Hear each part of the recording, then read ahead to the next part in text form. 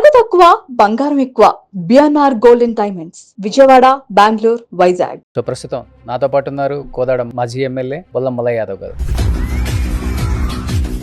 ఫ్రెష్గా నవ్వుతూ హ్యాపీగా ఉన్నారు. కొత్త పార్టీ వచ్చింది తెలంగాణలో, టీఆర్ఎస్. భయపడుతున్నారేమన్నా బీఆర్ఎస్ వాళ్ళు? కవిత గారికి కేసీఆర్ నచ్చలేదా, కేటీఆర్ నచ్చలేదా, లేకపోతే ఏదైతే పేర్లు మెన్షన్ చేస్తున్నారో జోగినిపల్లి సంతోష్ కావచ్చు, హరీష్ కావచ్చు, వాళ్ళకి కవిత నచ్చలేదా అసలుకి? ఇప్పుడు వీరికి కవిత గారికి ఆశలు ఎక్కువైనాయి. కవిత గారు నడిపిస్తుంది ఎవరు అని చెప్తారు మీరు? ఎవరని చెప్తారు? 100% రేవంత్ రెడ్డి. మీరు మాట్లాడిన మాట ఒకటి తీసుకుందాం. అదే ఎమ్మెల్సీతో కాంగ్రెస్ పార్టీలో చేరి మంత్రి పదవి తీసుకోవచ్చు కదా. పదవితో చేరితే లాభమే ఉంది. ఒక పార్టీకి ఫ్లోట్ చేయలేదు కదా. ఈ రోజు ఏదో పార్టీ ఫ్లోట్ మంత్రి పదవి కన్నా పెద్దదా పార్టీ? ఇవాళ మంత్రి పదవి కంటే రేపు ఇంకే పెద్ద ఆశ ఏది చూపించారో తెలియదు కదా. టీడీపీలో కూడా కొంతకాలం ఉన్నారు కాబట్టి రేవంత్ రెడ్డి గారి నైజం గురించి మీకు బాగా తెలుసు. నిజంగానే కవితని వెనకుండి నడిపిస్తున్నాడు అనేది కూడా తెలుసుకోవాలని ప్రయత్నిస్తారు కాబట్టి అక్కడ ఇక్కడ వాళ్ళతో వీళ్ళతో మాట్లాడి ఆ పార్టీలో ఉన్న మహేష్ కుమార్ గౌడ్ కావచ్చు, వేం నరేందర్ రెడ్డి కావచ్చు, వీళ్ళందరూ మీకు మంచి కొలీగ్స్, ఫ్రెండ్స్ కాబట్టి మీరు కనుక్కున్న దాంట్లో మీకేం నిజం తెలిసింది సార్ అసలుకి? వచ్చిన ఏ అవకాశాన్ని కూడా వదులుకోరు కదా ఎవరైనా. కానీ తెలంగాణలో కేసీఆర్ గారి తర్వాత బీఆర్ఎస్ పార్టీలో ముఖ్యంగా నెంబర్ 2 అంటే హరీష్ గారు చెప్తారా, లేకపోతే కేటీఆర్ పేరు చెప్తారా? రేవంత్ రెడ్డి గారు కూడా చాలా క్లియర్గా ఒక విజన్తో చెప్తున్నారు. 10 సంవత్సరాలు ఈ కాంగ్రెస్ పార్టీ నుంచి ఈ తెలంగాణ రాష్ట్ర ముఖ్యమంత్రిగా నేనే ఉండబోతున్నాను, రాసి పెట్టుకోండి. భయం అనిపించట్లేదు సార్ మీకు? ఇప్పుడు ఆగమవుతున్న ఈ తెలంగాణని కాపాడుకోవాలనంటే కేసీఆర్ గారు మాత్రమే శరణ్యమనే పరిస్థితులలో ఇలా సామాన్యులు చర్చించుకుంటున్న పరిస్థితి. సామాన్యులు కాదు, మీరు చర్చించుకుంటున్నారు. పదే పదే మా కాబోయే ముఖ్యమంత్రి అన్నారు. కేసీఆర్ ప్రతిపక్షం మీద ఎక్కడ గొంతెత్తిందే కనిపించలేదు. మొన్న జగిత్యాల సభ తప్పితే అసెంబ్లీకి ఒక పూట వచ్చారా? రాలేదే. జగిత్యాల సభ అనేది ప్రజల కోసం పెట్టారా, ప్రజాపక్షాన పోరాడడం అని పెట్టారా, లేకపోతే జీవన్ రెడ్డి కోసం పెట్టారా సార్? మేము వదిలేసిన పొంగులేటిని జాయిన్ చేసుకోలేదా? మీరు కూడా 3 పార్టీలు మారారు కదా, వాడుకొని వదిలేశారని బయటకు వచ్చారా, లేకపోతే మీరే సేమ్ అంతే? కవిత గారు కూడా అంతే వచ్చారు. బట్ మీరు తీసుకుపోయి ఏదో అబండారు వేరే వాళ్ళ మీద వేయటం అనేది మంచిది కాదండి. నిజాలని అందరూ అనుకుంటున్నారు, మీరు అబండాలు అంటున్నారు అంతే సార్. ఇప్పుడు వాళ్ళ కుటుంబంలో ఏం జరిగిందో ఆమెకు మాత్రమే తెలుస్తుంది కదా. అది కుటుంబం వరకు పరిమితం చేయాలి, బజార్కి ఇడ్చాల్సింది. అది రాజకీయం కదా సార్. సో ప్రస్తుతం నాతో పాటు ఉన్నారు కోదాడ మాజీ ఎమ్మెల్యే బొల్లం మల్లయ్య యాదవ్ గారు. నమస్తే అండి. ఏంటి ఇంత ఫ్రెష్గా నవ్వుతూ హ్యాపీగా ఉన్నారు? కొత్త పార్టీ వచ్చింది తెలంగాణలో, టీఆర్ఎస్. ఏదైతే పార్టీ నుంచి బరిలోకి దిగిన ఎంతోమంది క్యాండిడేట్స్ అంటే వాళ్ళ మనోభావాలు కూడా కొంచెం దెబ్బతింటున్నాయి.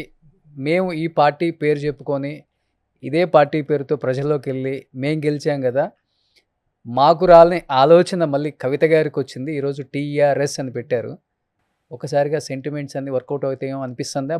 భయపడుతున్నారేమన్నా బీఆర్ఎస్ వాళ్ళు? ఇవాళ ఈ రాష్ట్రంలో పార్టీలు కొత్తగా రావటం ఇది మొదటి పార్టీ కాదు కదా. ఇట్లా ఎలక్షన్లు వస్తున్నాయి అంటే అనేక రకమైన పార్టీలు వచ్చింది. బట్ కేసీఆర్ బిడ్డ కదా. కేపాల్ పెట్టిండు, కేపాల్ కవిత ఒకటేనా అంటే వరుస క్రమంలో జయప్రకాష్ నారాయణ గారు పెట్టారు లోక్సత్తా, చిరంజీవి గారు పెట్టారు టీఆర్పీ పెట్టిండు, ఇప్పుడు ఒక ఆయన విజయశాంతి గారు పెట్టారు. సో పార్టీలు ఆవిర్భవించటం తెలంగాణలో కొత్త ఏం కాదు. ఇక్కడ అక్కడ అవకాశాలు దొరకని కొత్త నాయకత్వం ఏదో ఒక పార్టీ దగ్గర ఆశ్రయించటం కొత్త ఏం కాదు. కానీ ప్రజలు ఎవరిని ఆదరిస్తారు, ఎన్ని రోజులు మనుగడ ఉంటుంది ఆ పార్టీ, ఒక ఎలక్షన్ అయిపోయిన తర్వాత ఆ ఎలక్షన్ల తర్వాత ఎన్ని రోజులు మనుగడలో ఉంది అనేది ఆలోచిస్తే ఒక ఎలక్షన్లో కేవలం బీఫామ్లు ఇవ్వడం వరకే పరిమితమైన పార్టీలు ఉన్నాయి. కానీ మనుగడ సాధించిన పార్టీలు ఏళ్ల మీద కూడా లెక్క పెట్టచ్చు, 1-2 అంతే, టీడీపీ అండ్ టీఆర్ఎస్. సో ఒక రాజకీయ పార్టీగా ఆవిర్భవించటం అనేది పార్టీ పెట్టడానికి ఒక ఓటర్గా నమోదు చేసుకున్న ప్రతి ఒక్కరికి భారతీయుడికి హక్కు ఉండొచ్చు. కానీ ఆ పార్టీ నిర్మాణం, ఆ పార్టీ ప్రజలలో ఆదరణ పొందటం, ఆ పార్టీ వెనక ఉన్న త్యాగం, ఆ పార్టీ ఉద్దేశం, ఇవన్నీ కూడా ప్రజలు ఆదరించాలనంటే ఎంతో కొంత సాక్రిఫైస్ చేసి ఉండాలి. ఏంటి సాక్రిఫైస్ అని అంటే ఒక వ్యాక్యూమేనా. ఇప్పుడు తెలంగాణ కోసం పోరాడిన పార్టీగా కేసీఆర్ని ఆదరించారు అని అంటే తొలిదశ ఉద్యమంలో సాధ్యం కాని మలిదశ ఉద్యమంలో అందరినీ ఏకం చేసి తీసుకొచ్చిండు అనేది కేసీఆర్ గారికి ఒక గుర్తింపు వచ్చింది. అంతకుముందు ఎన్నికలలో వారికి కూడా గుర్తింపు రాలే, ఆదరించలే ప్రజలు. 2014లో ఎప్పుడైతే తెలంగాణ కళ సాకారమైందో 2014లో అధికారం కూడా ఒప్పజెప్పారు ఉద్యమకారుడిగా. కాబట్టి అంతకుముందు ఎన్నికలలో చూస్తే ఏంటి ఎన్ని సీట్లు వచ్చినాయి ఏంటి అని అంటే కేసీఆర్ వల్లనే సాధ్యం కాలేదు. కానీ ఆమె కూడా అదే చెప్తున్నారు. ఏదైతే ఉద్యమకారుడు అని చెప్తున్నారో, ఒకప్పుడు కింగ్ మేకర్ తెలంగాణ స్టేట్కి కేసీఆర్ అని చెప్పుకున్న వ్యక్తి ఈరోజు మరబొమ్మలాగా మారిపోయారు. సో కొంతమంది చేతుల్లో ఆయన కూడా బందీ అయిపోయారు. ఆయన ఏం చేయలేని స్థితిలో ఉన్నారు. ఆయన చుట్టూ చాలామంది దెయ్యాలు దూరాయి. సో కొత్త కొత్త దెయ్యాలు కూడా ఇప్పుడు వచ్చి జాయిన్ అవుతున్నాయి. కాబట్టి దానికి దీనికి పెద్ద తేడా ఏం లేదు. ఇప్పుడు ఆయన ఖాళీగా బంధించిన ఒక మరబొమ్మ అని చెప్తున్నారు కదా. ఒకప్పుడు కింగ్ అనే చెప్తున్నారు ఆమె. కవిత గారికి నచ్చినంత మాత్రాన ఈ దేశానికంతా నచ్చకపోతాడా కేసీఆర్? కేసీఆర్ కవితకి నచ్చిన రోజులు నచ్చిండు. ఒక తండ్రిగా, ఒక ఉద్యమకారుడుగా, ఒక రాష్ట్ర ముఖ్యమంత్రిగా, ఉద్యమ నాయకుడిగా. కేసీఆర్ గారి పేరు చెప్పుకొని కేసీఆర్ బిడ్డ అంటే నన్ను గౌరవిస్తున్నారనే ఉద్దేశంతో ఎంతో గౌరవం ఆ రోజు ఇచ్చినప్పుడు ఇచ్చారు. ఈరోజు కవిత గారికి కేసీఆర్ గారు నచ్చనంత మాత్రాన, ఆయన నిర్ణయాలు నచ్చనంత మాత్రాన కవిత గారికి ఒక్కళ్ళకి వాడి అభిప్రాయాన్ని మొత్తం తెలంగాణ ప్రపంచం మీద ప్రజానిక మీద రుద్దుతా అనంటే అంటే కవిత గారికి కేసీఆర్ నచ్చలేదా, కేటీఆర్ నచ్చలేదా, లేకపోతే కేటీఆర్ గారికి కానీ ఆయన చుట్టూ ఉండే కొంతమంది ఆమె ఏదైతే పేర్లు మెన్షన్ చేస్తున్నారో, జోగినిపల్లి సంతోష్ కావచ్చు, హరీష్ కావచ్చు, వాళ్ళకి కవిత నచ్చలేదు అసలుకి? వాస్తవంగా చెప్పండి. ఆశలు పెరిగినప్పుడు, అంతకుముందు ఆశలు తక్కువ ఉన్నప్పుడేమో అందరు నచ్చుతారు. ఇప్పుడు కోదాడికి నేను కంటెస్ట్ చేస్తాను, మీ సీట్ నాకు త్యాగం చేస్తారా? త్యాగం ఎందుకు చేస్తా? మీ ఇష్టం. కాంటాక్ట్ చేస్తా అంటే కాంటాక్ట్ చేయడానికి రావచ్చు. కాంటాక్ట్ చేయడానికి మీకు అక్కడ ఓటర్గా నమోదు అయి ఉంటే ఓకే. కానీ కాంటాక్ట్ చేసిన తర్వాత ప్రజలు ఎవరిని ఆదరిస్తారనేది కదా ప్రధానం. కాబట్టి కాంటాక్ట్ చెయ్యొద్దు అనడానికి ఎవరికి అధికారం లేదు. ఆమె కూడా పార్టీ పెట్టుకోవచ్చు. కానీ కేసీఆర్ గారి మీద ఆశ అంటే డెఫినెట్గా ఉంటుంది కదా. నేను అదే అంటున్నా. ఏమవుతుందంటే ఇప్పుడు వీరికి కవిత గారికి ఆశలు ఎక్కువైనాయి. ఆశలు ఎక్కువైనప్పుడు పదవి ఆశ, డబ్బు ఆశ చాలా ఉంటాయి ఆశల్లో కూడా. వారు దేని మీద ఎక్కువ ఆశలు పెట్టుకున్నారు? పదవి మీదనే ఆశలు పెట్టుకున్నారు. ఆ పదవి ఆశ దొరకదేమో అనే ఒక ఆలోచన వచ్చినప్పుడు, ఇంతో అంతో వచ్చిన గుర్తింపుతోని ఇంకొకళ్ళ ఆసరా తీసుకొని నేనేమన్నా అయిదామనే ఒక అభిప్రాయం ఏర్పడ్డప్పుడు ఆ ఆశ అనేది ప్రతి ఒక్కళ్ళని కూడా బూసి లెక్క చూపిస్తుంటుంది. వేరే వారికి అనుకూలంగా మాట్లాడని ప్రతి వ్యక్తిని ఒక బూసి లెక్క చూపిస్తారు. కాబట్టి ఈరోజు కవిత గారికి ఏమేదామనే ఆశ వచ్చిందో, ఎందుకు ఆ ఆలోచన వచ్చిందో, వారి అవసరాల రీత్యానో రేపటి భవిష్యత్తు రీత్యానో వారు ఆ ప్రయత్నం చేసుకోవచ్చు. కవిత గారు నడిపిస్తుంది ఎవరు అని చెప్తారు మీరు? ఎవరని చెప్తారు? 100% రేవంత్ రెడ్డి. మరి మీరు సరే ఒక్కసారి మీరు బ్యాక్ ఇప్పుడే జస్ట్ ఒక్క 30 seconds బ్యాక్ వెళ్ళి మీరు మాట్లాడిన మాట ఒకటి తీసుకుందా. పదవి ఆశ అన్నారు. అదే పదవి ఆశ కవిత గారికి ఉంటే మీరు అన్నారు ఎవరు నడిపిస్తున్నారంటే రేవంత్ రెడ్డి అని చెప్పారు. మరి అదే ఎమ్మెల్సీకి రిజైన్ చేయకుండా అదే ఎమ్మెల్సీతో కాంగ్రెస్ పార్టీలో చేరి మంత్రి పదవి తీసుకోవచ్చు కదా.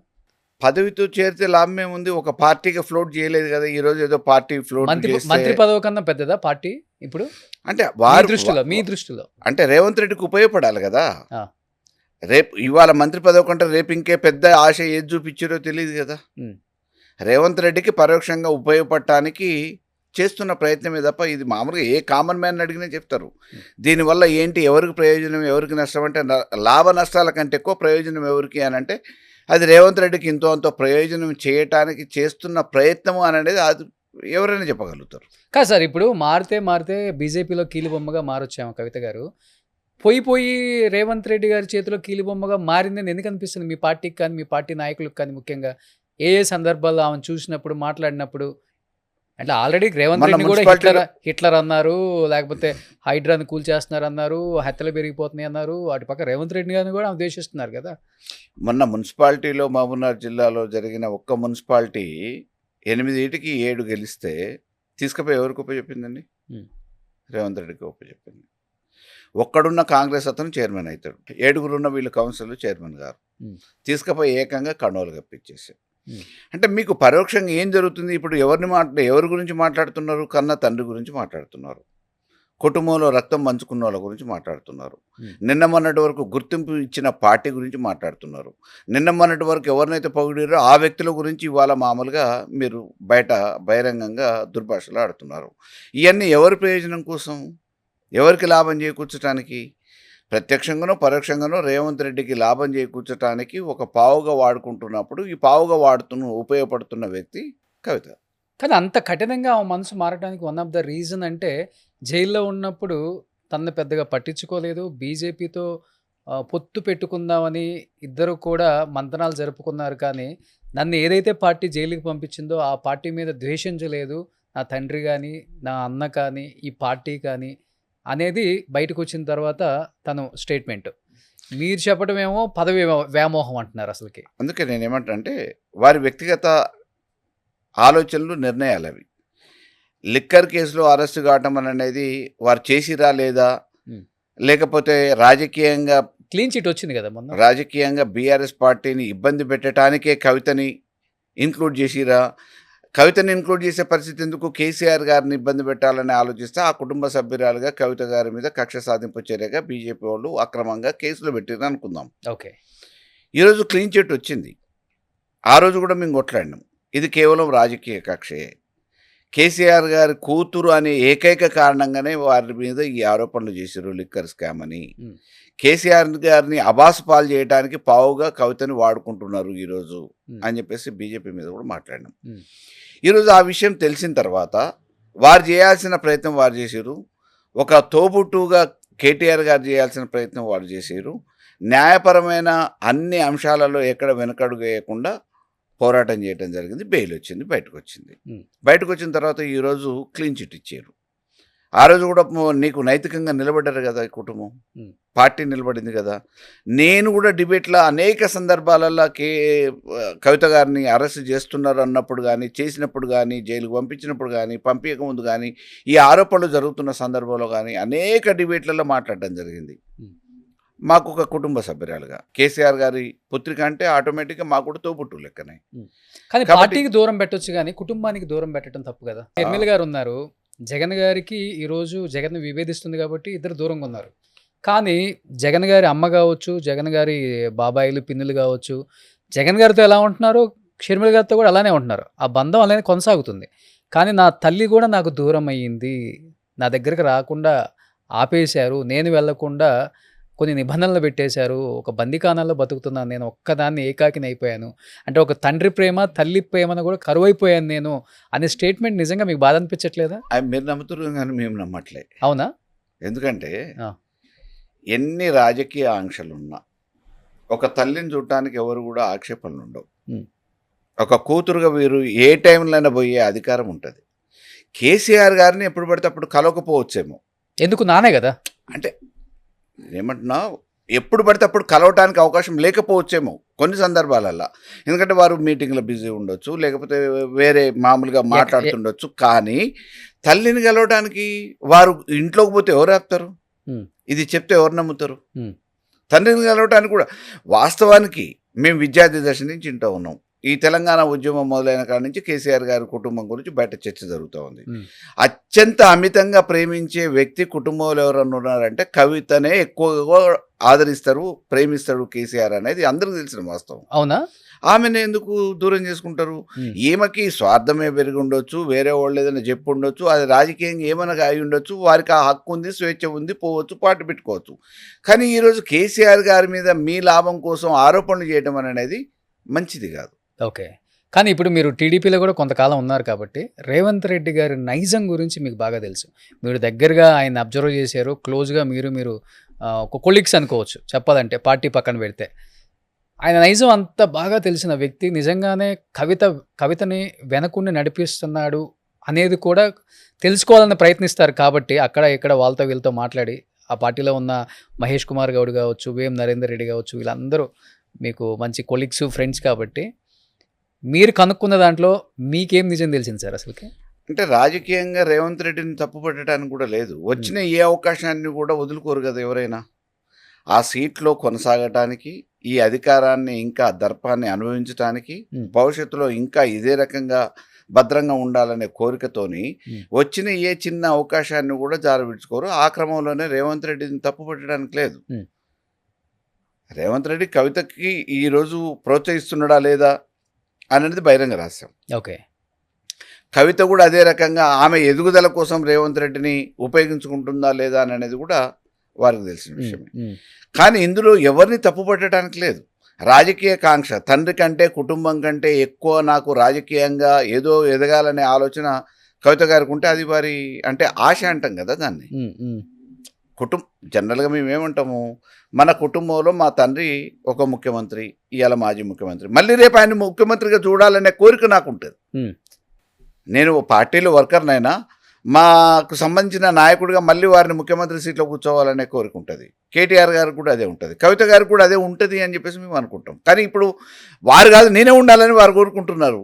అది సాధ్యమా అసాధ్యమా అనేది వేరు. అవును, ఇప్పుడు రేవంత్ రెడ్డిని కూడా ఎవరు ముఖ్యమంత్రి అవుతారు అంటే అందరు నవ్వుకున్నారు కదా. ఈరోజు ముఖ్యమంత్రి అయి చూపించారు కదా ఆయన కూడా ఏంటో అనేది కూడా. అంటే రేవంత్ రెడ్డి గారికి ఉన్నట్టే అన్ని రకాలుగా సహజ వనరులు అందరికి వస్తాయి అని చెప్పి అనుకోలేదు. ఎలాంటి సహజ వనరులు? ఇప్పుడు కాలం కలిసి వచ్చింది ఆయనకి. 10 సంవత్సరాలు సుదీర్ఘంగా టీఆర్ఎస్ అధికారంలో ఉండటం, కాంగ్రెస్కు ఉన్న ఓటు బ్యాంక్ ఏదైతే ఉందో దాదాపుగా ట్రెడిషనల్ ఓటు బ్యాంక్ ఉంది కదా, ఒక 20-30%. ఒక మార్పుని ఆలోచించినప్పుడు ప్రత్యామ్నాయంగా కాంగ్రెస్ అని చెప్పి అని అనుకోవటం, తర్వాత ఒక యువకుడిగా రేవంత్ రెడ్డి పరిపాలన కూడా ఒకసారి చూద్దామనే అభిప్రాయం యువకులలో రావడం, అన్ని వర్గాలలో కూడా ఒక మార్పుని కోరుకుంటున్నప్పుడు ప్రత్యామ్నాయంగా కాంగ్రెస్ అవపడ్డది. కాంగ్రెస్కి నాయకత్వం, ఆది నాయకత్వం వహించే అవకాశం రేవంత్ రెడ్డికి వచ్చింది. అనూహ్యంగా 64 సీట్లు గెలిచిరు. అమలు కానీ హామీలైనా నోటుకొచ్చిందలా మాట్లాడినా అధికారం మాత్రం ప్రజలు నమ్మి అవకాశం ఇచ్చారు. ఆయన ముఖ్యమంత్రి అయ్యారు. కానీ మీ ప్రత్యామ్నాయ పార్టీ కాంగ్రెస్ అనుకున్నారా, లేకపోతే రేవంత్ రెడ్డి అనిపించిందా మీకు? కాంగ్రెస్ కదా, పార్టీయే ఉంటుంది, ఎక్కడైనా వ్యక్తులే ఉంటారు. ఆ పార్టీలో ఆయన ప్రధాన భూమిక పోషించాడు. ఓకే, ఇప్పుడు చెప్పాలంటే మెజారిటీస్ కూడా చాలా ఎక్కువ వచ్చినాయి. కోదాడ తీసుకోండి, పద్మ గారి మీద వాళ్ళ ప్రభావం మోర్ దెన్ ఐ థింక్ 56-57 వేలు పై చిలుకు ఓట్ల మెజారిటీతో గెలిచారు మీ మీద. ఇప్పుడు ఖమ్మం కానీ, నల్గొండ కానీ, వరంగల్ కానీ, పాట్లీ మహబూబ్నగర్ కానీ, ఇట్లా కొన్ని జిల్లాలలో కాంగ్రెస్ హవా ఏకపక్షంగా నడిచింది. ఓకే, మీ మీద వ్యతిరేకత అనుకోవచ్చు అంతే కదా. అన్ని ఇప్పుడు ఒక్క కోదాడులోనే అయితే అది వేరే విషయం, అన్ని నియోజకవర్గాలలో అదే జరిగింది కదా. ఏకదాటిగా వరంగల్లో ఎర్రబెల్లి దయాకర్ అలాంటి వాడు ఒక మంత్రిగా చేసిన వ్యక్తి 27 సంవత్సరాల అమ్మాయి మీద ఓడిపోయాడు. మహబూబ్నగర్లో నిరంజన్ రెడ్డి, పువ్వాడ అజయ్ కుమారు. అంటే క్లియర్గా మీరు ప్రజలకి ఏం చేయలేదు, మీరు చేసింది ఏం లేదు 10 సంవత్సరాలు, సో కొంచెం రెస్ట్ తీసుకోండి, మేము అవకాశం ఇచ్చి చూస్తామని చెప్పి ఇచ్చారు అంతే. అంటే ఏ రాజకీయ పార్టీ కూడా శాశ్వతంగా అధికారంలో లేదు కదా. అధికారంలో నుంచి కానీ మీరు ఉంటారనే కలలుగన్నారు కదా సార్. 25 సంవత్సరాలు ఎవరు మమ్మల్ని కదిలిచ్చే వాళ్ళు లేరు. సహజము. ఇవాళ మోడీ గారు అదే అంటారు, రేవంత్ రెడ్డి గారు అదే అంటున్నారు, గతంలో మేము కూడా అన్నాం, రేపు కూడా అధికారంలోకి వచ్చేది మేమే అంటున్నాం. ఇది సహజమైన ప్రక్రియ. కానీ కవిత గారి ఎజెండా విన్న తర్వాత పార్టీ ఆవిర్భావంలో చాలా క్లియర్గా చెప్పారు. 5 ఉచిత విద్య కావచ్చు, ఉచిత వైద్యం కావచ్చు, అండ్ రైతే రాజు కావచ్చు, సామాజిక న్యాయం కావచ్చు, లేకపోతే విద్యా ఉద్యోగం చెప్పడానికి ఎన్నైనా చెప్పొచ్చు అండి. మన 420 హామీలు 6 గ్యారంటీలు రేవంత్ రెడ్డి చెప్పలేదా? ప్రియాంక గాంధీ వచ్చి చెప్పింది, రాహుల్ గాంధీ వచ్చి చెప్పారు, సోనియా గాంధీతో చెప్పించారు. ఇవన్నీ కూడా మామూలుగా చెప్పారు, చెప్తే నమ్మిర్రు. అంటే ప్రతిసారి మామూలుగా ఎవరు ఆకర్షణీయంగా మాట్లాడితే, అద్భుతంగా మాట్లాడితే, ఆహ్లాదకరంగా అనిపిస్తే వాళ్ళకు ఓట్లేస్తారు అనుకోవడం పొరపాటే కదా. అమలు చేసే శక్తి ఉందా లేదా, అమలు చేయగలిగే సామర్థ్యం వీళ్ళకు ఉందా లేదా. ఏకంగా ఒకటేసారి మామూలుగా నిన్నగాక మొన్న పెట్టిన పార్టీకి వెనక సరైన కార్యకర్తల గణం లేదు, ఇంకోటి మామూలుగా ఆదరణ లేదు, వీరు చేసిన త్యాగం లేదు. ఇప్పటికిప్పుడు వచ్చి ముఖ్యమంత్రి అవన్నీ చేస్తారు అని చెప్పేసి ఎవరైనా ఊహిస్తారా, ఆలోచిస్తారా? మరి ఊహించకుండా, ఆలోచించకుండా, భయపడకుండా ఎందుకు బీఆర్ఎస్ అఫీషియల్ పేజ్లో ఒరిజినలే డమ్మీ అని కోల్గేట్ పేస్ట్లు, బిస్లరీ వాటర్ బాటిల్స్ పెట్టారు. ఇప్పుడు టీఆర్ఎస్ అనగానే స్టార్టింగ్ మీరు చెప్పారు టీఆర్ఎస్ అంటే ఏదో అయిపోయిందని. టీఆర్ఎస్ అన్నా బీఆర్ఎస్ అన్నా అది కేసీఆర్ అని అంటారు ఇప్పటికి కూడా. Okay, KCR brand. మరి కేసీఆర్ బ్రాండ్ ఉంది, రేపు కొంపదీసి బీఆర్ఎస్ నొక్కపై టీఆర్ఎస్ నొక్కారు అనుకోండి, నొక్కడానికి ఏముంటుంది, పార్టీ గుర్తు కదా. నేను చెప్తున్నాను, పార్టీ సింబల్ ఉంటది కదా. బీఆర్ఎస్ సింబల్ ఏంది, కేసీఆర్ సింబల్ ఏంది అనేది చూస్తారు తప్ప కార్ సింబల్ అని అందరికీ తెలుసు. అంతే. కేసీఆర్ రావాలంటున్నారు, ఇవాళ ఏమంటున్నారు మీరు? కేసీఆర్ రావాలి, బీఆర్ఎస్ రావాలి అధికారంలోకి, కాంగ్రెస్ పోవాలి, బీఆర్ఎస్ రావాలి, కేసీఆర్ రావాలి అని అంటున్నారు. కాబట్టి కేసీఆర్ గుర్తు ఏంది అనేది అందరికి ఎరికారు. ఇవాళ ముసలోళ్ళని అడిగినా కారు గుర్తుకే ఓటేస్తామని అంటున్నారు. కాబట్టి ఆ గుర్తు మీదనే ఓటేస్తారు, గుర్తు మీదనే జరుగుతుంది. కాబట్టి డెఫినెట్గా బీఆర్ఎస్ అయినా టీఆర్ఎస్ అయినా అది కేసీఆర్, టీఆర్ఎస్ అనే దానికి గుర్తింపు కేసీఆర్ వల్లనే వచ్చింది. బీఆర్ఎస్ అనగా కూడా కానీ కేసీఆర్ కొంచెం వల్లనే. సెంటిమెంట్గా ఫీల్ అవుతారు కదా తెలంగాణ రాష్ట్ర ప్రజానీకం. టీఆర్ఎస్ అనగానే 10 సంవత్సరాల పాటు చాలా సెంటిమెంట్గా, అంటే ఇప్పటి నుంచి కాదు, దాదాపు ఉద్యమం ముందు నుంచి టీఆర్ఎస్ అనే ఒక పేరు అనేది చాలా సెంటిమెంట్ ఇక్కడ రాష్ట్ర ప్రజలకి. తప్పకుండా దాన్ని ఎక్స్పెక్ట్ చేశారా కేటీఆర్ కానీ, కేసీఆర్ గారు కానీ, హరీష్ రావు గారు కానీ ఇలాంటి ఒక పార్టీ పేరుని అనౌన్స్ చేస్తుంది, అది మన పాత పార్టీ పేరే అవుతుంది, దాని పేరే టీఆర్ఎస్ అనౌన్స్ చేయబోతుంది, కవిత ఏమైనా ఎక్స్పెక్ట్ చేశారా మీరందరూ? అంటే మన దాంట్లో నుంచి పోయిన వాళ్ళు మనని అనుసరిస్తారు కదా. ఇన్ని రోజుల అనుబంధంలో రాజకీయంగా ఈ పార్టీ నుంచి పోయిన వాళ్ళు, నిన్న మొన్నటి వరకు ఈ పార్టీని అనుసరించిన వాళ్ళు బయటికి పోయిన తర్వాత కూడా అనుసరణ ఎవరిది ఉంటుంది అని అంటే ఈ పార్టీదే అనుసరిస్తే విధానం ఉంటుంది. కాబట్టి టీఆర్ఎస్ అనేది కొద్దిగా ఖాళీ ఉంది కాబట్టి ఆ పార్టీ ఆ పేరు వాడుకుంటే సరిపోతుంది, స్పెల్లింగ్ మిస్టేకులతోనో చిన్న చిన్న కరెక్షన్స్తోనో అనే ఒక భావనతోనే వారు మొదటి నుంచి ఆలోచనలో ఉన్నారు.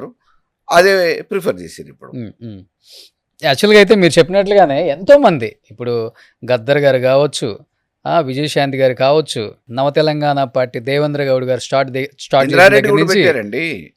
ఇంద్రారెడ్డి పెట్టిండు, ఆల నరేంద్ర పెట్టిండు, తెలంగాణ సాధన సమితి అయింది.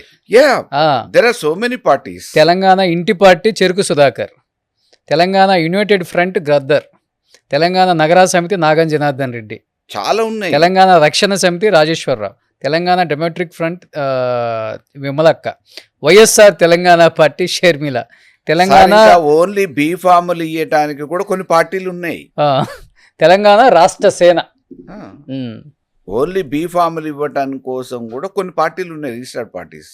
ఓకే. కానీ కొంతమంది మాజీ ఎమ్మెల్యేలు ఎవరైతే సీట్లు రాని వాళ్ళు ఉంటారో వాళ్ళందరూ కూడా కవిత పార్టీ వైపే చూస్తున్నారు. ఆ పార్టీ నుంచే రేపు కంటెస్ట్ చేయాలి. కొంచెం డెఫినెట్గా బీఆర్ఎస్ పార్టీకి గట్టి పోటీ అయితే ఇవ్వాలని ఆలోచిస్తున్నారు. ఆ పార్టీలోనే కొన్ని చీలికలు అయితే రాబోతున్నాయి ఫ్యూచర్లో అనే మాట వాస్తవం అండి. సరే, ఇప్పుడు ఒక తెలంగాణ ఆడపడుచుగా వారు ఎదుగుతే మాకేదో ఈర్ష్య లేదు, మేమేమి వద్దు అని చెప్పేసి అన్నాను.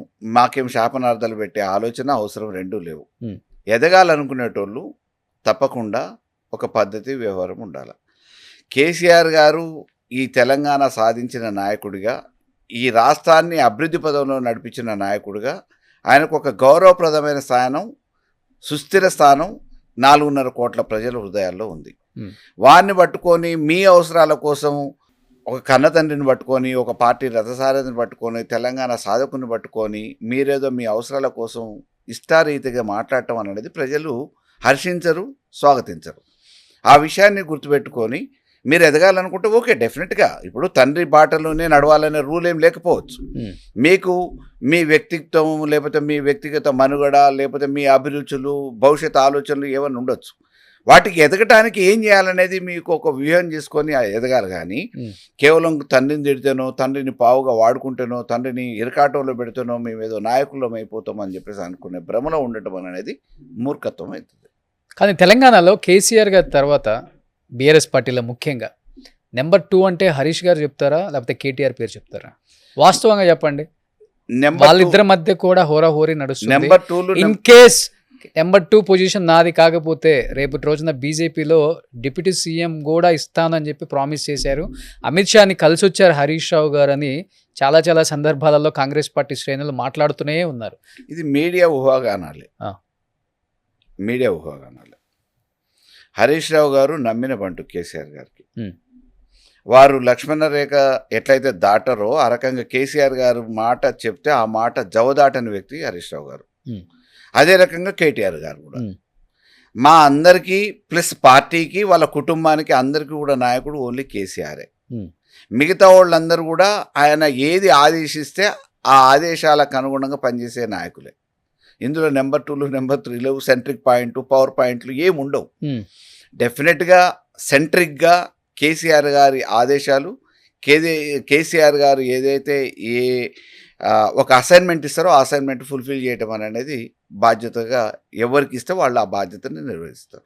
బట్ నాయకులంతా ఏం కోరుకుంటున్నారు? ఇన్ ఫ్యూచర్ మా సీఎం కాబోయే కేసీఆర్ ఉండాలి. ఓకే, కేసీఆర్ గారి తర్వాత, ఎందుకంటే ఆల్రెడీ స్టార్ట్ అయిపోయింది అంటే కేసీఆర్ గారే స్టార్ట్ చేశారని చెప్పుకోవచ్చు. మొన్న ఒక సభలో నేను చచ్చిపోతాను అనుకుంటున్నామేమో, 1000 ఏళ్ళు నేను ఉంటాను నా కొడక అనేదేదో మాట్లాడేశారు. బట్ నిన్న రేవంత్ రెడ్డి కూడా కౌంటర్ ఇచ్చారు. నువ్వు చచ్చిపోవాలని నేను ఎప్పుడు కోరుకోవట్లేదు, నువ్వు నాకు రాజకీయ శత్రువు మాత్రమే. ఏంటి వాళ్ళ దూషణలు చాలా దూరం వెళ్ళిపోయాయి, మొత్తం ఇప్పుడు బాగా వైరల్ అయిపోతున్నాయి అవి అసలుకి.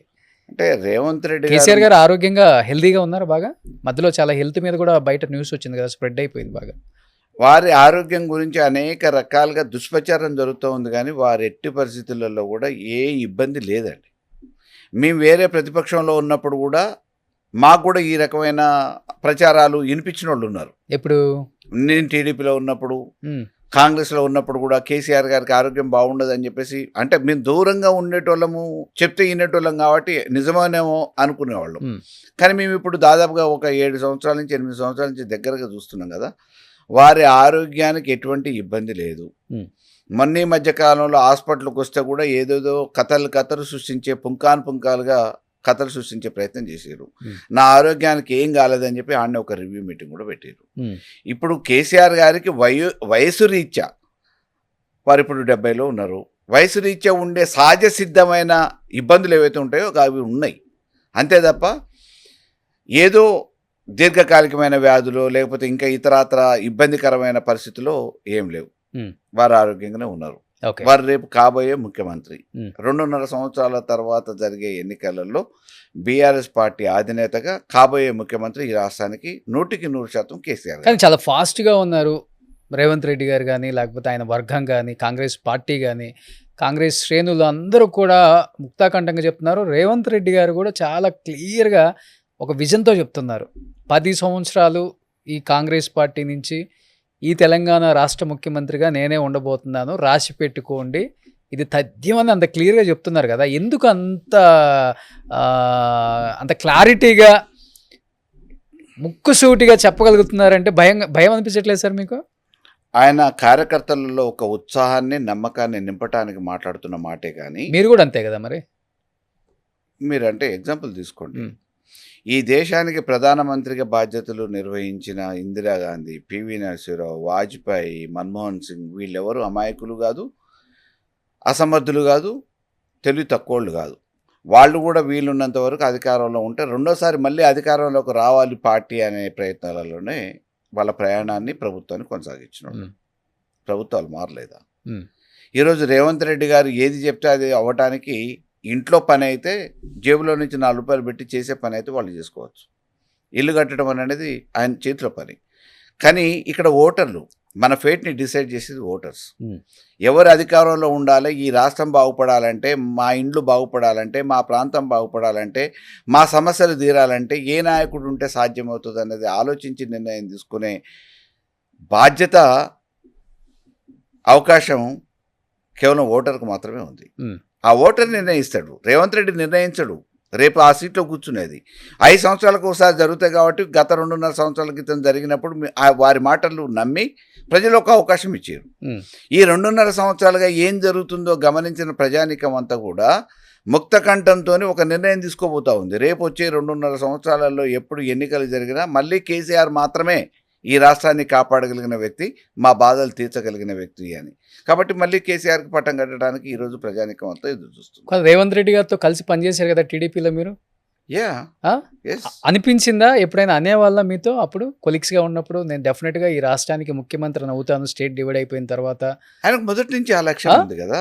మొదటి నుంచి ఏం చెప్పేవాళ్ళు అసలు? ఈవెన్ ఎమ్మెల్సీ ఉన్నప్పుడు కానీ, ఆ తర్వాత వర్కింగ్ ప్రెసిడెంట్ పార్టీలు అయినప్పుడు కానీ, టీడీపీలో కానీ, నేను ఏదో ఒక రోజు తప్పకుండా సీఎంని అవుతా, సీఎంఏ నా టార్గెట్ అని చెప్పేసి అనేక సందర్భాలలో సాచర్ల దగ్గర మాట్లాడిన సందర్భాలు. ఏమనిపించింది మీకు అప్పుడు? అంటే నమ్మటానికి ఇన్నంతసేపు బాగానే ఉంటుంది, నమ్మటానికి ఇది సాధ్యమా అని ఒకసారి ప్రశ్నలు వేసుకుంటే, సరే చెప్తున్నాడు అది కాకపోతే ఇంకోటి అవుతాడు కదా, ఆ లక్ష్యం అయితే ఉన్నాడు కాబట్టి అది కాకపోతే ఇంకోటి అవుతాడు, మొత్తానికి అయితే ఆయనకు ఒక అంబిషన్ ఉంది అని చెప్పి అనుకున్నాడు. Okay okay. కానీ ఆయన ఎమ్మెల్సీ ఉన్నప్పుడే ఈ రాష్ట్రానికి ఒక ముఖ్యమంత్రిని అవుతాను ఏదో ఒక రోజు అని చెప్పిన వ్యక్తి. ఇప్పుడు మీరు ఎప్పుడు అనుకోలేదా ఆయన చూసి ఆయనలాగా విజన్ మనం కూడా చేంజ్ చేసుకోవాలి అంటే? మా టార్గెట్ వేరు కదా. ఇప్పుడు ఆయనకున్న వనరులను బట్టి, ఆయనకున్న అవకాశాన్ని బట్టి ఆయన ముఖ్యమంత్రి అనేది వనరులు ఏముంది, ఆయనకు కూడా ఫైనాన్షియల్గా పెద్ద స్ట్రాంగ్ ఏం కాదు, చాలా మిడిల్ క్లాస్ ఫ్యామిలీ నుంచి వచ్చారు ఆయన. ఎక్కడి అంటే నుంచి ఆయన వచ్చారు? కాన్వెంట్ స్కూల్లో చదువుకున్నాడు. నేపథ్యం అందరికీ తెలుసు, ఆయన నేపథ్యం కూడా. అంటే ఆయన కాన్వెంట్ స్కూల్లో చదువుకున్నాడు. ఉమ్, కాలేజీ లైఫ్లోనే హైదరాబాద్కి వచ్చేసిండు. ఉమ్, ఆయన ఇంతో అంత కొద్దిగా ఆర్థికంగా ఉన్నోళ్ళతో ప్రయాణం చేసిండు. ఉమ్, ఆయన సీఎం టార్గెట్. ఓకే. నేను గవర్నమెంట్ స్కూల్లో కాలిబాటన పోయి ప్రయాణం చేసి చదువుకున్నా. మీరా? ఓకే. మీరు ఆర్థికంగా ఉన్న వాళ్ళతో ఫ్రెండ్షిప్ చేయలేదా? అంటే మాకు రూరల్ బ్యాక్గ్రౌండ్లో ఆ సర్కిల్ ఎక్కడ ఉంటుంది. ఓకే. సో వారి ఆలోచన ఆ రోజు లక్ష్యం సీఎం. ఆ, నేను గవర్నమెంట్ స్కూల్కు కాలినడకన చెప్పులు లేకుండా పోయే రోజులలో ఎమ్మెల్యే కావటం అనేది నా లక్ష్యం. నేను నా లక్ష్యాన్ని చేరుకున్నా, ఆయన లక్ష్యాన్ని ఓకే. చేరుకున్నా. ఇప్పుడు ఆయన ఎప్పుడైతే మీరు అన్నట్లుగానే ఆ రిచ్ పీపుల్తో ఫ్రెండ్షిప్ చేయబట్టి సీఎం అయ్యారంటారా? అంటే వనరులు, మీరు చెప్పిన వనరులు వచ్చినాయి అంటారా? ఇన్ ద సెన్స్ ఆలోచన అంటే ఆ. సాహచర్యం కూడా కొంత పని చేస్తుంది. ఓకే. ఇప్పుడు ఒక మనిషిని రోషన్ గారు ఎటువంటి వాళ్ళు అని అడిగేదానికంటే రోషన్ పక్కన ఉన్న నలుగురు ఫ్రెండ్స్ ఎవరు అని తెలుసుకుంటే ఆ ఫ్రెండ్స్ ఎవరు అనేది తెలిస్తే రోషన్ ఎవరు అని తెలుస్తుంది. ఓకే. సో అట్లనే పక్కనున్న ఆ సాహచర్యం కూడా కొంత ప్రభావితం ఇప్పుడు చేస్తుంది. ఆయన సహచర్యంలో ఉన్న బాగా అప్పుల్లో బలిసిన వాళ్ళు ఎవరు అసలుకి? చాలు కదా, రిచెస్ట్ పీపుల్. ఆయన సామాజిక వర్గం చాలు కదా, ఆయన నేపథ్యము సామాజిక వర్గం చాలు కదా. జనరల్గా అప్పటికే వాళ్ళ బంధువులు చదువుకున్నోళ్ళు, ఉద్యోగస్తులు, వాళ్ళ నాన్న పోలీసు పటేలు, వాళ్ళ అన్న అప్పటికే సరే కానిస్టేబుల్ అయిన ఒక ఉద్యోగం, ఆ రకంగా 5-6 అన్నదమ్ములు, వాళ్లకు బంధువులు. ఆ తర్వాత మామూలుగా ఆయన డిగ్రీలో ఉన్నప్పుడే జయపాల్ రెడ్డి గారి కుటుంబంతో సంబంధాలు ఏర్పరచుకోవాలనే ఒక ఆలోచన. సో క్రమేణా ఆయన లక్ష్యాన్ని పెట్టుకున్నాడు. ఆ లక్ష్యాన్ని చేరుకోవడానికి ఆయనకు ఆలోచన విధానం ఉంది. నేను లక్ష్యాన్ని పెట్టుకున్నా, నా లక్ష్యాన్ని చేరుకోవడానికి నేను ఒక మార్గాన్ని ఎంచుకున్నాను కదా. ఓకే. ఓకే. ఇద్దరి మధ్య ఫ్రెండ్షిప్ బాగుండేదా స్ట్రాంగ్గా అప్పుల్లో? కలిసి ఒకటే ఆర్గనైజేషన్లో పనిచేసినాం కాబట్టి డెఫినెట్గా is good with every one. Okay. ఏమని పిలుచుకుంటారు ఇద్దరు? అన్న అని పిలుస్తాడు నన్ను, నేను కూడా అన్న అని పిలుస్తాడు. మీకన్నా చాలా పెద్ద, మీరు చాలా పెద్ద కదా ఆయన కన్నా? పెద్దగా ఏం కాదు, 2-3 years డిఫరెన్స్ ఉంటుంది. ఓకే. ఆయన అదే ఆయన బాగానే మెయింటైన్ చేస్తున్నారు ఆ బాడీ అది ఇది, మీరు బాగానే మెయింటైన్ చేస్తున్నారు. ఆయన ఫుడ్ సిస్టమ్ కూడా బాగానే ఉంటుంది. మార్నింగ్ ఆయన డైట్, పొద్దున్నే ఎక్సర్సైజ్ బాగానే ఈ will maintain. Okay. Okay. Food తీసుకోరు ఆయన? మార్నింగ్ తింటారు, అదే జొన్న రొట్టెలు, నాటుకోడి అట్లా పొద్దున్న తిన్నాడంటే మళ్ళీ మేమున్నప్పుడు మామూలుగా హెల్త్ కాన్షియస్ బాగుండేది, డైట్ సిస్టమ్ కూడా బాగుంది. సో మార్నింగ్ జొన్న రొట్టె, నాటుకోడి అంతే, ఇంకా నైట్ మళ్ళీ అంతే. సో ఆయన ఫాలో అయ్యారా కొంత? మీరు కూడా బాగా మీరు మెయింటైన్ చేస్తున్నారు? నేను అట్లా ఒకళ్ళని ఫాలో అయ్యేదేం లేదు, నా ఓన్ అంటే గాడ్స్ గ్రేస్ అది. మా పేరెంట్స్ గిఫ్ట్, మంచి ఫిజిక్ ఇచ్చిండ్రు, ఆకారం అందం ఇచ్చారు, ఆస్తి పోయినా కానీ మెయింటైన్ చేసుకోవాలి. మన అసెంబ్లీలో అంటున్నారు కదా, మా సైడ్ కూడా పెద్ద బయలు వాళ్ళు ఉన్నారు, ఎత్తి కొడితే అట్లా మిమ్మల్ని కూడా అభివర్ణించవచ్చు అట్లా. రాజ్ ఠాకూర్ని చూపించనుకుంటా. మా కౌశిక్ ఏదో మాట్లాడిండు అట్లా మామూలుగా అని చెప్పేసి రేవంత్ రెడ్డి ఉపమానాలు చెప్పడంలో కొద్దిగా సిద్ధాస్తుడే కదా. కేసీఆర్ గారిని ఫాలో అవుతున్నాడు, కేసీఆర్ గారిని కొంచెం ఆయన ట్రెండింగ్ చేస్తూ కేసీఆర్ గారిని అనుసరిస్తూ ఉపమానాలు ఆయన అసెంబ్లీలో మాట్లాడినట్టు, ప్రెస్ మీట్లో కేసీఆర్ గారు అప్పుడప్పుడు చిన్న చిన్న జోకులు వేసినట్టు ఆయన కూడా జోకులు వేయాలని అనుసరించే క్రమంలో పోల్చుకుంటున్నారు. కానీ అది సాధ్యపడదు. కేసీఆరే, రేవంతే కదా. అంతేనా? కానీ ఎవరు అనుకోరు ఆయనకు 3 పిల్లలు, వాళ్ళకు పెళ్ళిళ్ళు అయిపోయి ఆయనకి మళ్ళీ మనవరాళ్ళు కూడా ఉన్నారు. బాగా మెయింటైన్ చేస్తున్నారు. అంటే ఆస్తి అనేది ఆరోగ్యం, ఆరోగ్యాన్ని కాపాడుకుంటే ఆస్తి సంపాదించిన దాన్ని కూడా కనీసం అనుభవించవచ్చు. ఓకే.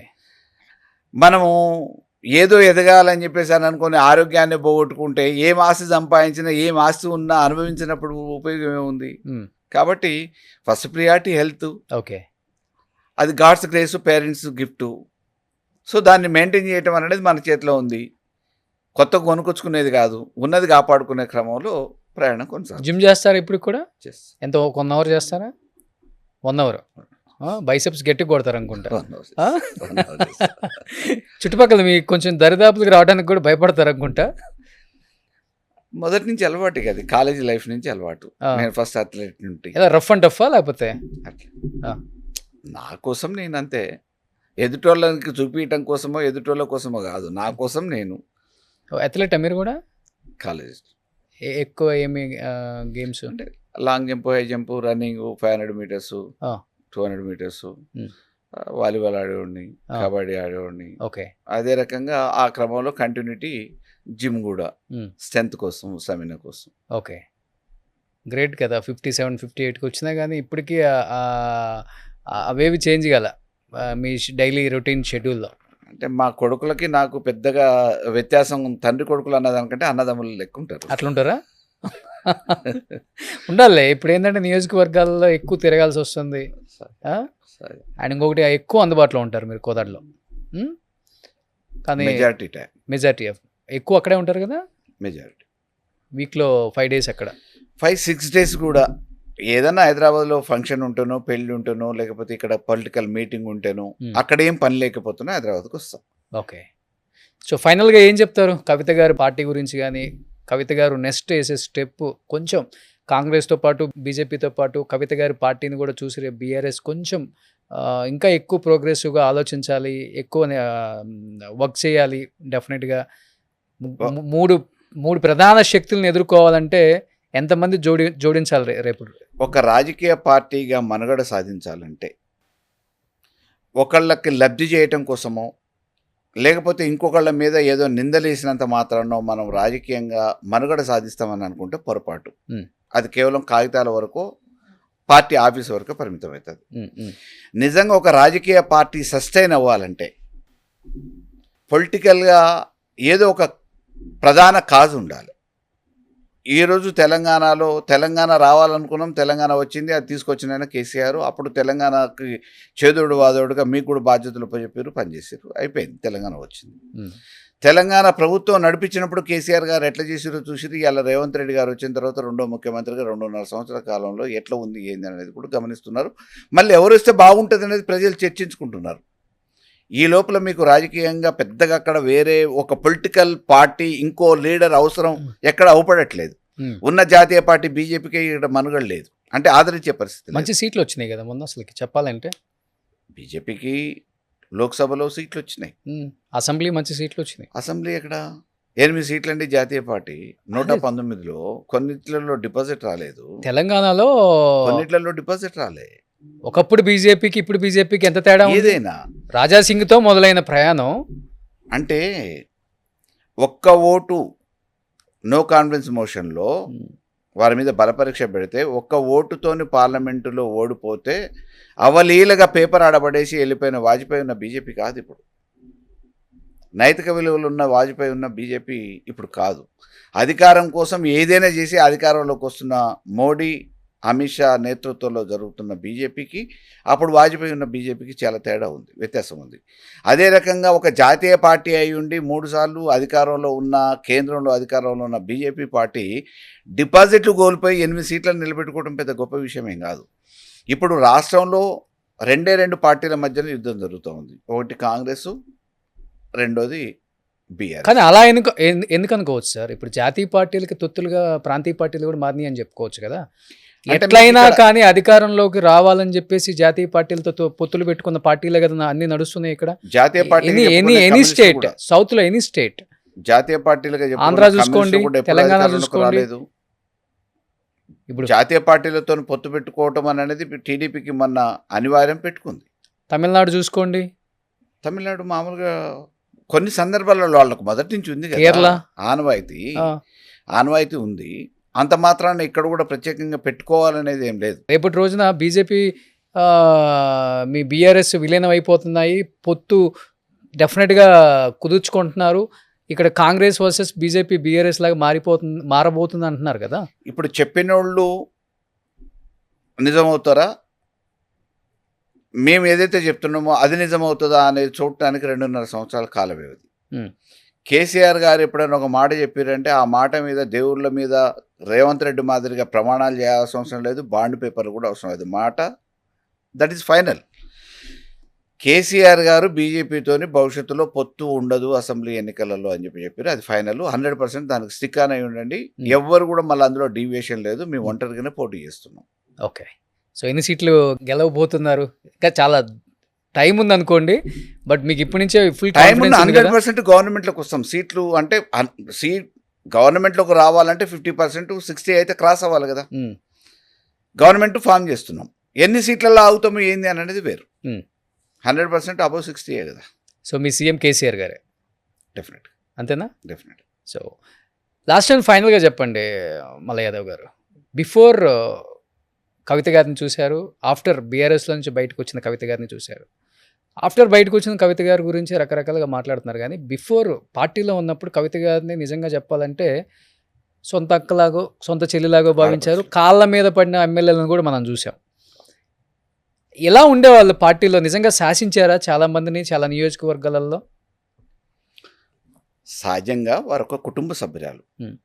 తండ్రికి అమితమైన ప్రేమ కూతురు అంటే. సహజంగా ఎవరన్నా ఏమన్నా చెప్పుకొని ఏదైనా కావాలని అనుకుంటే కేసీఆర్ గారితో ప్రత్యక్షంగా పోయి చెప్పుకోలేని అవకాశం లేని వాళ్ళు కవిత గారికి ఒక మాట చెప్తే వారు ఏమైనా పోయి తండ్రికి చెప్తారేమో అనే ఉద్దేశంతో కొంతమంది పోయి కలిసి సింగిల్ పాయింట్ ఆఫ్ కాంటాక్ట్ ఆ టైంలో అంటే రెగ్యులర్గా వెళ్తారు కదా, వారికి ఫ్రీడమ్ కదా, అపాయింట్మెంట్తో అవసరం లేదు కదా. మరొకరు ఎంపీ తర్వాత సరే ఓడిపోయినా మళ్ళీ ఎంపీ కిందనే. ఓడిపోయారా ఓడగొట్టారా మీ పార్టీ వల్ల? రాజకీయాలలో అది సహజం, ఇంకా దాని గురించి మామూలుగా లోతుగా అవసరం లేదు. ఎందుకంటే అంబేద్కర్ గారిని ఓడగొట్టారు, ఇందిరాగాంధీని ఓడగొట్టారు, అది ప్రతిపక్షాలు స్వపక్షమా ఏ పక్షమైనా, అందుకని కవిత గారిని కూడా ఓడగొట్టారు. ఓటమితే జరుగుతుంది ఓకే. కదా. సో ఓటమి తర్వాత కూడా మళ్ళీ ఎమ్మెల్సీగా అవకాశం ఇచ్చారు. పార్టీ ఎప్పుడు వారిని నిర్లక్ష్యం చేయలేదు, ఇగ్నోర్ చేయలేదు, చిన్న చూపు చూడలేదు. ఈరోజు ఇంతకంటే పెద్ద పొజిషన్ కావాలని కోరుకుంటున్నారు, ఏదో జరుగుతుందని ఊహిస్తున్నారు. సో అది ప్రజలే డిసైడ్ చేస్తారు. వారు చేస్తున్నది కరెక్టా కాదా, ఆదరిస్తారా లేదా అనేది రేపు ప్రజలు నిర్ణయించాల్సింది. అనిపిస్తుందా మీకు కూడా తమిళనాడు జయలలిత గారి లాగా బొట్టు? నోవే. ఎందుకు అంటే మనకు అక్కడ పొలిటికల్గా వాక్యూమ్ లేదు. ఆ రోజు జయలలిత గారు సక్సీడ్ అయ్యారు అని అంటే ఒక వారసురాలుగా సక్సీడ్ అయ్యారు. ఒక పార్టీకి సంబంధించిన ఎంజి రామచంద్రన్ తర్వాత వాళ్ళ ద్వారా ఆల్రెడీ ఒక సెకండ్ పొజిషన్ లీడర్గా ఆ యాక్సెప్టెన్స్ వచ్చింది. వారు లేరు కాబట్టి ఈమెను యాక్సెప్ట్ చేశారు. బట్ ఇక్కడ అట్లా కాదు. కేసీఆర్ గారు రేపు కాబోయే ముఖ్యమంత్రి. ఇప్పుడు ఆగమవుతున్న ఈ తెలంగాణని కాపాడుకోవాలని అంటే కేసీఆర్ గారు మాత్రమే శరణ్యమనే పరిస్థితులలో ఇలా సామాన్యులు చర్చించుకుంటున్న పరిస్థితి. సామాన్యులు కాదు, మీరు చర్చించుకుంటున్నారేమో. సామాన్యులు హ్యాపీగానే ఉందని చెప్తున్నారు. ఓకే, అది ఎవరి అభిప్రాయం. రేవంత్ రెడ్డి గారు మా వైపు నుంచి మామూలుగా అందరు హ్యాపీగా ఉన్నారు, నేనే ముఖ్యమంత్రి కొనసాగుతా అని వారు చెప్తుండొచ్చు. కానీ మాకున్న రిపోర్ట్ కానీ ప్రజాక్షేత్రంలో మేము ఉన్నాం కాబట్టి, ప్రజలతో మమేకమై తిరుగుతున్నాం కాబట్టి, గ్రామాలలో జరుగుతున్న చర్చ మా దృష్టిలో ఉన్నది. కేసీఆర్ గారు తిరగట్లేదు ఎక్కడ? కేసీఆర్ గారు మీరు పదే మా కాబోయే ముఖ్యమంత్రి అన్నారు. కేసీఆర్ గారు ప్రతిపక్షం మీద ఎక్కడ గొంతెత్తిందే కనిపించలేదు. మొన్న జగిత్యాల సభ తప్పితే అసెంబ్లీకి ఒక పూట వచ్చారా? రాలేదే. ఈరోజు మాకంటే ఎక్కువ ప్రతిపక్ష పాత్ర ప్రజలే పోషిస్తున్నారు కదా, ప్రశ్నిస్తున్నారు కదా, అడుగడుగున నిలదీస్తున్నారు కదా. సో అందుకని మేము ఖాళీగా ఉంటామని చెప్తారా? ఖాళీ కాదు. ఇప్పుడు అధికారం వచ్చిన వెనువెంటనే మీ మీద అధికారం కోల్పోయినామని, అధికారం దూరం అయితే మీ మీద ఉండలేకపోతున్నాం అనే భావనతోని మాట్లాడేటోళ్ళకి అవకాశం ఎందుకు ఇవ్వాలా? వెయిట్ చేద్దాము. ప్రజలే ఇచ్చారు కదా తీర్పు.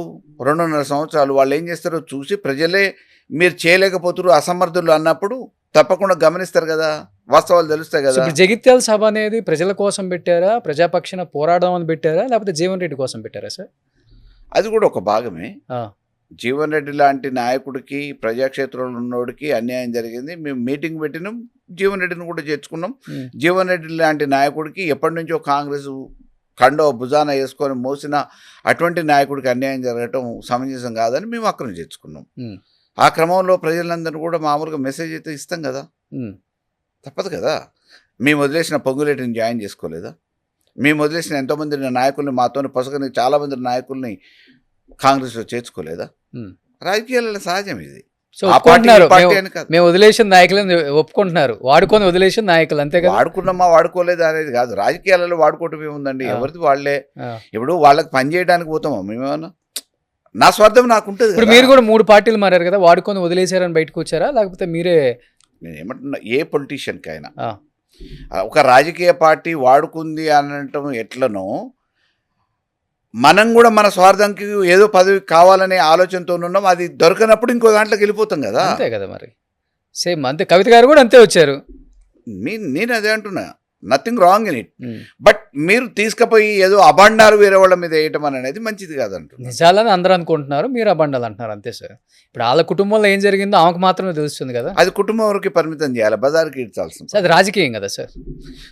అంటే కుటుంబంలో జరిగిన విషయాన్ని రాజకీయంగా ఎందుకు పూడటం?